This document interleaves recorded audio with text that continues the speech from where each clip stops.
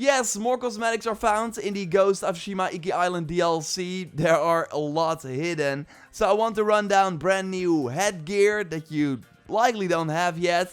Give you an update on that eagle mask I showed you before. And way more. So totally, if you enjoy the Ghost of Tsushima content here on the channel, it would be awesome if you could leave a like on the video. Would really help me out. And let's go. Let's start with a quick update on that amazing eagle mask. So you actually get this from completing all the Mongol camps on Iki, with 2 of them linked to the main story, and the other 4 are found in the open world. You see the locations right here. So complete them all, just fully liberate Iki Island, and then you should get a notification that this amazing looking mask is yours. And I want to thank Harrison and JViz for confirming this in the comments under a recent video. I already showed you the special eye patch headband you get from one of the haiku in the game. You find that of course over here on the map. But there are actually some eye patch headbands hidden in the open world as well. And one is the Eye of the Explorer, which you find over here near Fune's Refuge at the Shattered Cliffs. So go under the rocks when you get here, and then when looking over the beach, we actually want to turn around and climb up. Here you find a dead body with the Eye of the Explorer headband. So interact and it's yours. I want to thank Audio on Twitter and Key22ovo for sharing this with me. Of course, if you found cool things that I did not touch on here on the channel, then totally share it. I want to shout you out and then more people can find out. Links to my social media pages are in the pinned comment. Discord is there too. If you watched my previous video, then you are aware of this really cool Zujikasa head, right? I will link to that video at the end of this one for if you haven't watched it yet. Well, turns out that after this mission, you can also get an eye patch headband if you look around over here on the map. So again, you need to have completed the bloodletting mission, otherwise the eye patch will not be there. And that mission of course starts with the Troubled Waters one, which you find over here on the map. So, after you completed both missions, go here, claim the eye patch. It's a purple variant, and I think it looks pretty cool. Rippling Grace is more colorful, doesn't have an eye patch, but I love how you get this. So, for this one, you need to go over here on the map, near Tetsu's ladder. Thing is, though, that you have to go all the way down, and there are many climbing opportunities, so look for those.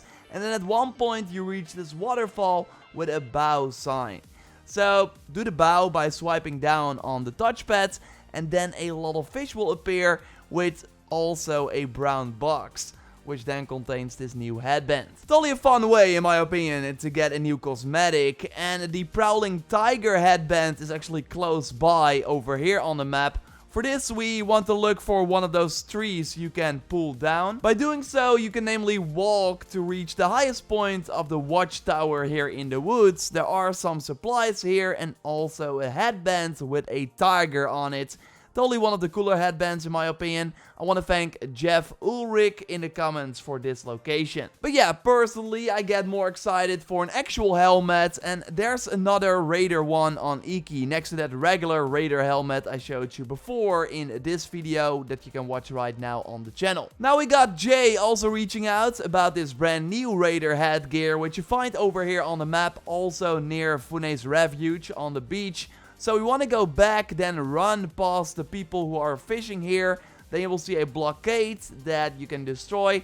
And behind this you find the Raider Jin Gaza head, which I kind of like. It's like a regular soldier hat, nothing too crazy, but that's what I kind of like about it, and it has the sort of tail on the head, of course, as well. And yeah, just like the other headgear, you also unlock it in the Legends mode, once again for the Ronin class. So we talk a lot about things you can get in the DLC, but there are actually 2 new masks that you can get without even like buying the Iki Island expansion or the director's cut.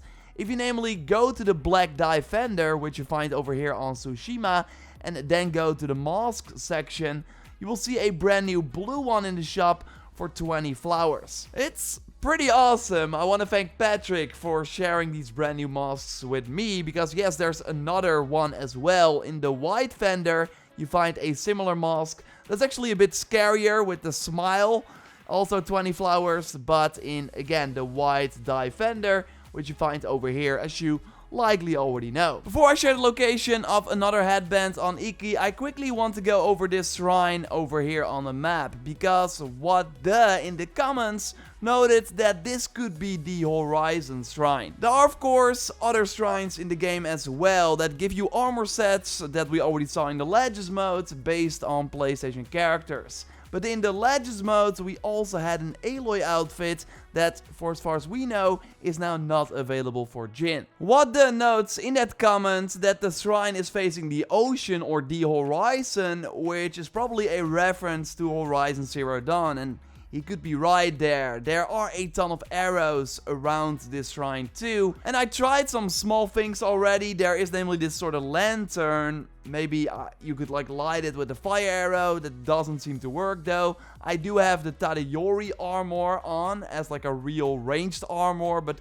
so far no luck. For the previous shrines we of course had to wear a specific outfit and then do one move. So maybe if we like try a little things, we can work it out, or maybe that it's broken indicates that there's nothing here. Your theories are of course more than welcome in the comments down below, or you can also share it via the social media channels, again, that are linked in the pinned comments. Then an item we do know how to get, the Flight of the Dragon headband. It's actually pretty easy to get. So go to the light tower right here. And then when you like spawn here, look around, you will see a large building close by.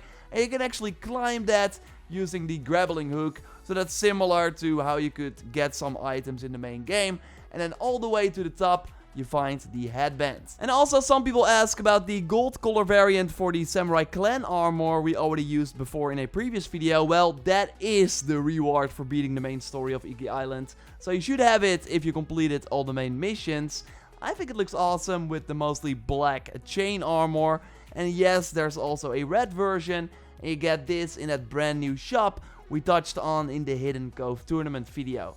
Totally do that side mission, of course, if you haven't already. Because that opens up a ton of cool rewards. We'll also link to that video in the video description. And now I'm really curious if there are still more hidden things on Iki Island. I'm sure there are, so again, if you found something that I haven't touched on yet, totally reach out. Links to social media pages are in the pinned comment. Subscribe for way more Iki Island videos. And of course also content for the Legends mode that is happening on September 3rd. We will be all over that too. A like on the video would be awesome, and check out that previous video on more hidden items linked to some secret missions. You can watch that video by clicking on the screen. For now, I will speak to you next time, and goodbye.